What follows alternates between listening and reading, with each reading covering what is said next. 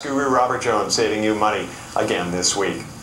Well, blogger Charles LeBlanc is calling on the government to launch a public inquiry into the police seizure of his computer equipment. Fredericton police raided LeBlanc's apartment in January, alleging he had defamed one of the force's officers on his blog.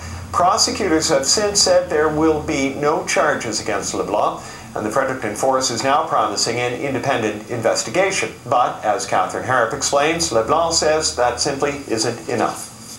Fredericton Police Chief Barry McKnight has already admitted it doesn't look good, and he's consulting with others to conduct an independent review of the Charles LeBlanc case.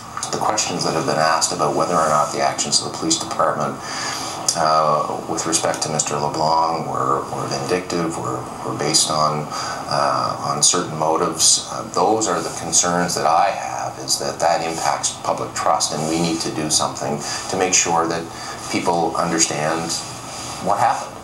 And an independent review is a good way to do that. The lawyer for Charles LeBlanc isn't so sure.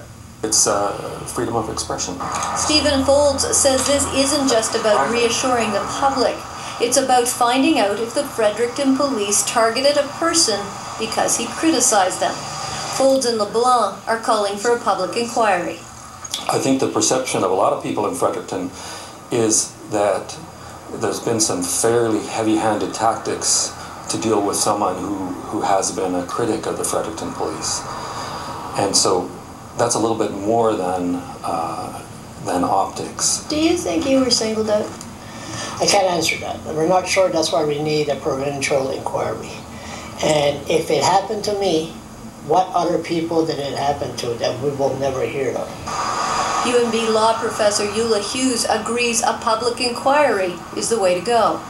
That way we could all learn what happened and why it happened. And it would be very clearly independent of the Fredericton police. Do I think that's necessary? I think that an independent review is necessary. I don't know all of the logistics of what a public inquiry entails, so I don't know if that's necessary. I think an independent review is necessary, and those are the steps that we're taking right now. Eula Hughes says the decision of whether or not to launch an inquiry rests with the Premier. Catherine Harrop, CBC News, Fredericton.